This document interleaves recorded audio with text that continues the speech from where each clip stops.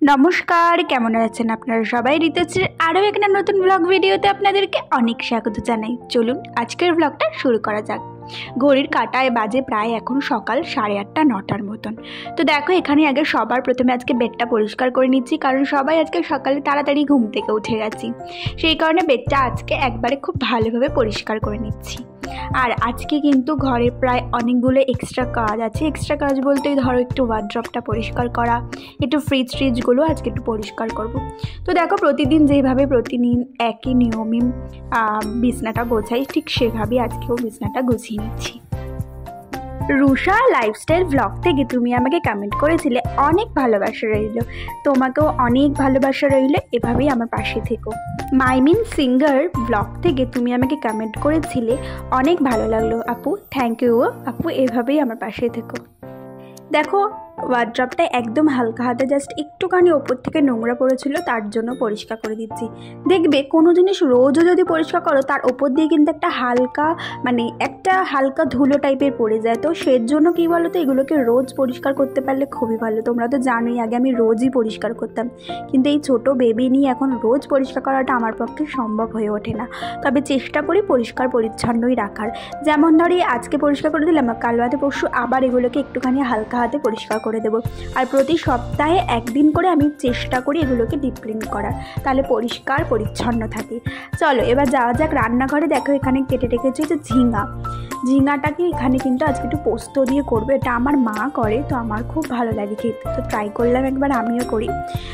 তো বাড়িতে আজকে একবার ট্রাই করেছিলাম। প্রথমে দেখো একটু কাঁচা লঙ্কা আর একটুখানি কালো জিরে ফোড়ন দিয়ে দিয়েছি। তারপরে ঝিঙাগুলোকে কিচ্ছু না, নর্মালি দিয়ে নুন আর হলুদ দিয়ে ভাজবো। ভাজা হয়ে গেলেই এর মধ্যে জাস্ট পোস্তটা দিয়ে দেবো। এভাবেই কিন্তু একটু ভালো করে ভাজতে হবে, যাতে নরম হয়ে যায়। আর ঝিঙা থেকে দেখবি এমনি একটুখানি জল বেরোয়, তো এটায় যদি কারোর জলের প্রয়োজন হয় তো জল দিতে পারো, কিন্তু জল না দিলেও এটা ভালো লাগে। এদিকে যতক্ষণ এটা হচ্ছে ততক্ষণ দেখো ফ্রিজ থেকে মাছটা বার করে নিয়েছি। আজকে একটু রান্না করবো হচ্ছে কাটাপোনা মাছের ঝোল একটুখানি, তার সের জন্য এটা বার করে নিলাম। তারপরে যেটা বাদবাকি মাছটা, অনেকগুলোই মাছের পিস ছিল, তো বাদবাকিটা ফ্রিজে রেখে দিচ্ছি। আর কি বলতো, এই দিকে রান্নাঘরের টুকটুক করে কাজ করতে করতে ঘরের কাজটাও করি, তাহলে কি হয়, দুটো সামঞ্জস্য রেখে কাজগুলো তাড়াতাড়ি হয়ে যায়। যেমন ধর ওদিকে মাছটা ঢুকিয়ে দিলাম আর মাছটা ফ্রিজ থেকে বের করলাম, একটু জলটা ছেড়ে যেত, আর ওদিকে ঝিঙাটা বসিয়ে দিয়েছি। ঝিঙাটাও কিন্তু এখানে ভাজা হয়ে যাচ্ছে। যতক্ষণ এটা হচ্ছে ততক্ষণে কিন্তু এখানে দেখো মায়ের ঘরে বিছনাটাও খুব ভালো করে ঝেড়ে ঘরটা এখানে ঝাড় দিয়ে নিচ্ছি। যেমন আমার ওই ঘরটা, যেটা আমাদের বেডরুম আছে, সেটাও যেমন হয়ে গেছে, এটাও সেরকম বিছনা পরিষ্কার করে ঘর ঝাড় দিয়ে নিয়েছি। তারপর দেখো ঝিঙাটা এখানে ভাজা হয়ে গেছে। এদিকে চলে এসেছি একটুখানি পোস্ত বাটা দিতে। তোমরা চাইলে এর মধ্যে একটু সরষেও দিতে পারো, খুব ভালো হয় খেতে। আর সবশেষে একটুখানি চিনি দিয়ে নেবে। চিনিটা দিয়ে আরেকবার ভালো করে একটু নাড়াচাড়া করে নেবে, যাতে চিনিটা গলে যায়। আর একদম সব শেষে দিয়ে দিতে হবে একটু কাঁচা সর্ষের তেল। একবার তোমরা ট্রাই করে দেখো, খুব ভালো হয় এটা খেতে। একটু আমারটা দেখো একটু ঝোল মতন হয়েছে, বাট এটা মাখা বেশি টেস্ট লাগে। তো চলো, আর বললামই যে ফ্রিজটা একটুখানি পরিষ্কার করবো। আমার ফ্রিজটাকে বলো তো এখানে গ্লাস ফিনিশের, তো তার জন্য নোংরা পড়লে, হাতের ছাপ পড়লে না খুব বোঝা যায়। তো তার জন্য দেখো এখানে আমি খুব ভালো করে এটা পরিষ্কার করে নিয়েছি। আর এই যে ফ্রিজের এই জায়গাটা গুছিয়ে রাখলে এত সুন্দর দেখতে লাগে না, খুব ভালো লাগে। ওদিকে যখন ফ্রিজটা পরিষ্কার করছিলাম, এই যে আমার ছানাগুলোকে দেখছো, একদম কিলবিল করছিল জানো, খাবারের জন্য। ওরা এত টাইমিং বোঝে, তার জন্য ওদেরকে খাবারটা আগে দিয়েই দিলাম। আর ওইদিকে দেখো, তোমাদের সাথে কথা বলতে বলতে এক ফাঁকে এসে কিন্তু এখানে পটল আর আলুটা ভেজে নিয়েছিলাম। পটল আলু দিয়ে মাছের ঝোল করব।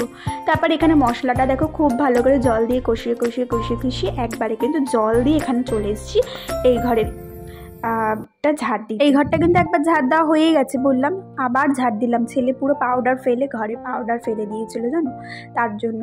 তারপর দেখো এখানে সব নোংরাগুলো একবারে নিয়ে বাইরে গিয়ে কিন্তু ফেলে দিয়ে এসেছি। দেখো ঘরটা এখন কিরকম লাগছে।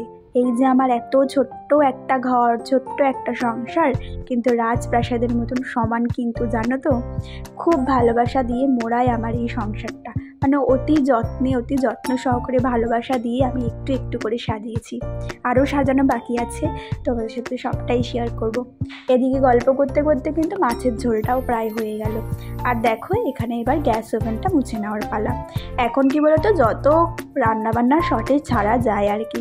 ছেলে বড় হচ্ছে, ওর পেছনে প্রচণ্ড টাইম দিতে হয়, মানে সকাল থেকে শুরু করে কিন্তু আমি এক মুহূর্ত বসি না, পুরো টানা কাজ করি। মানে টিফিনটাও যে খাই দাঁড়িয়ে দাঁড়িয়ে হয়তো খাই, মানে তাড়াহুড়োর মধ্যেই খাই। অর্ধেক দিন তো ওই ছাতুর শরবতে খেয়ে নিই, যদি ধরো অন্যদিন একটু কিছু খাই ওই দাঁড়িয়ে দাঁড়িয়ে, মানে খুব কম যে রেয়ার আমি বসে শান্তি করে টিফিন খাচ্ছি বা কিছু। তাড়াহুড়োর মধ্যে কাজ করি, কিন্তু কোথা দিয়ে যে সময় বেরিয়ে যায় আমি এক মুহূর্ত বুঝি না। এই কাজের তাড়নাতে করতে করতে 1টা 1:30 আমার বেজেই যায়। দেখো সব কাজ কমপ্লিট হয়ে গেছে, রান্নাঘরের লাস্ট একটাই কাজ থাকে বেসিনটা খুব ভালো করে আমার মাজা। বেসিন না মাজা থাকলে আমার একদম ভালো লাগে না, মানে ওই মানে সব পরিষ্কার অথচ বেসিন দিয়ে মানে নোংরা টাইপের, ওটা আমার একদম পছন্দ হয় না। তো সেই কারণে বেসিনটা আমি প্রায় যখনই বাসন মাজি বেসিনটা কিন্তু আমি একবার করে মেজে খুব ভালো করে মেজে নিই। তো দেখো পুরো টিপ অ্যান্ড মানে নিট অ্যান্ড ক্লিন হয়ে গেছে আমার রান্নাঘরটা, কি সুন্দর লাগছে তাই না? চলো এবার ওই বাড়ি যাওয়া যাক। খাওয়াতে বসেছি, গায়ে সারা গায়ে মাখিয়ে। সেদিনকে মানে মাছ ভাত খাওয়াবো, সেদিনকে মানে 1 ঘন্টার খাওয়ানোটা মানে 2 ঘন্টা লাগে জানো, কিন্তু এতক্ষণ টাইম ধরে বেবিদেরকে খাওয়ানোটা উচিত নয়। 8 ঘন্টা যদি ওর ডেলি খেতে লাগে, মাছ ভাত খেলে ওর 1 ঘন্টা লাগে, কারণ ও মাছ ভাতটা একদম পছন্দই করে না। কিন্তু মাছ ভাতটা দেওয়াটা উচিত বেবিদের, তার কারণ প্রচুর প্রোটিন থাকে না মাছে। তো আমি এলাম বাড়িতে, গেছিলাম আমার মানে এত বাজে একটা ঘটনা ঘটেছে। আমার এক বান্ধবীর মেয়ের মানে এমনভাবে দরজায় চিপা খেয়েছে, এইখান থেকে হাতটা মানে খুবই বাজেভাবে ইনজিওর হয়ে গেছে। তো মনটা ভীষণই খারাপ। তো ওখান থেকে এখন এলাম, তাই আর তো যেহেতু মনটা খুবই খারাপ, এখন আর কোনো ব্লগ আমি করতে পারলাম না। তো তোমরা এত দূরই দেখো আজকের ব্লগটা, ভালো লাগলে লাইক কমেন্ট শেয়ার করো, আর ওর জন্য প্রে করো যে ও যাতে তাড়াতাড়ি আরও সুস্থ হয়ে যায়। তো আমরা প্রায় অনেকক্ষণই ওখানে ছিলাম, আর ছেলে তো মায়ের কাছেই ছিল, খুবই কান্নাকাটি করছিল দেখে আমি চলে এলাম। তো তোমরা প্লিজ প্রে করো যে ও যাতে তাড়াতাড়ি সুস্থ হয়ে যায় আর তাড়াতাড়ি ভালো হয়ে যায়। তো চলো বন্ধুরা, আজকের ব্লগটা এতদিন, তোমরা সবাই খুব ভালো থেকো, সবাইকে ভালো থেকো, tata bye bye, take care.